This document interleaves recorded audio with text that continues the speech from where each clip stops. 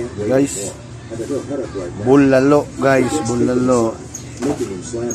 Ito yung hapunan ko ngayon guys, bulalo. Kain tayo guys.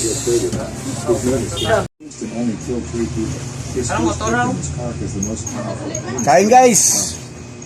Bulalo. Oh, sarap. Sarap guys, sarap. But he was disappointed by those who talked. And let the government with him. He was a big threat. He turned himself in. And the fact that government and Bureau Association weren't friendly then allowed him to live here for 30 years without worry of execution. He says he won't break the law. He just wants to play. Long agrees on it and starts to lift the guards' bodies into the air.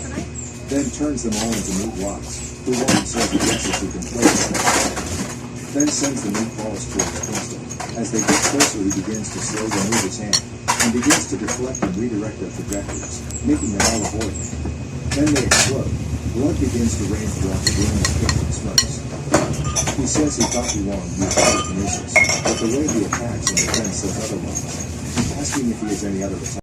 Hey guys, it's Snowy guys, oh. Magkaya lap niya si mama niya guys. Then hear the sound barrier shatter. The entire prison shakes again. The crowd screams and Daniel stands still. Yujo asks if the fight is over yet, and who won. They tell her that isn't the issue, and that the walls got broken like styrofoam. Yujo starts to sweat nervously, saying they are screwed. Wulong heads to the walls, saying he's like a living drill, asking how he broke through all of the walls. He says this could be interesting, wondering if he should file a note. Then we hear Sinka says either no, and that it would be more fun to sit here and talk to him. He says that he'll fill her in quickly. He tells her about how Wang's execution failed. She wonders who did it, and he says they are still trying to figure it out. She then starts to panic, asking about Gaglo, saying he must still be down on the 5th floor. He goes to tell her that Gaglo is dead, but since she's pregnant, he decides to give her false hope, saying that he's sending rescue signals from the 5th floor. She sighs out of relief, saying she's glad to hear that. He says it's not safe here, and she should head out, but she says she'll stay here. She can make it easier for him to get down. He asks why she thinks that. She says she can read someone's memories by looking at them, as her ability is psychology. She tells him she didn't read his thoughts, and only does it when there's good reason. She says she uses it to help give the prisoners psychiatric help, and to find out if they are truly guilty.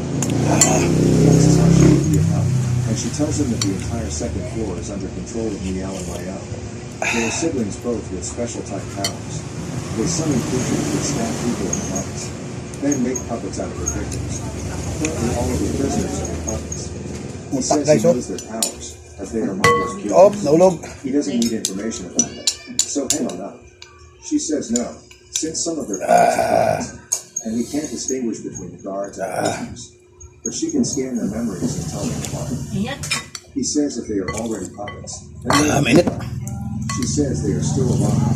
They'll be fine once they are released from the sister's powers. He tells her they won't release their powers. She tells him that she can persuade them. He tells her to think about the baby, and she's being loony. She says she will be a mother, but firstly she is a corrections officer, so she must do her job. He recalls his brother saying the same words. He says fine, and uses his power to wrap around her, lifting her into the air, creating a barrier around her. She asks what this is, and he tells her it's his power. Bulalo. It'll keep her safe. She asks if it will affect her body, saying it feels weird. He begins to walk, and she floats behind him. Low carb. Some weird creatures with halos, and Gia says it's Miao the older brother's power.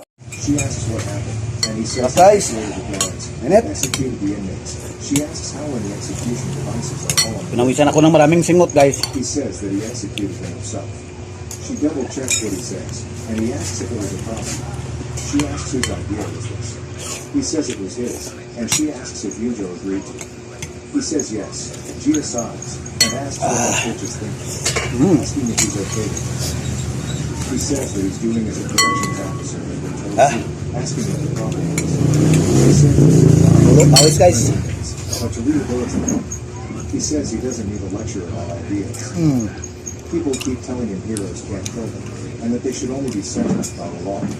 But he knows firsthand that killing them is the only proper way to heaven. They cannot be reasoned with. He doesn't care if he's meant to be a hero or corrections officer. He should have done this a long time ago, as someone has to bring down these monsters. She tries to reason. Ah, Still human. thank you for watching guys. Salamat. And what the hell she is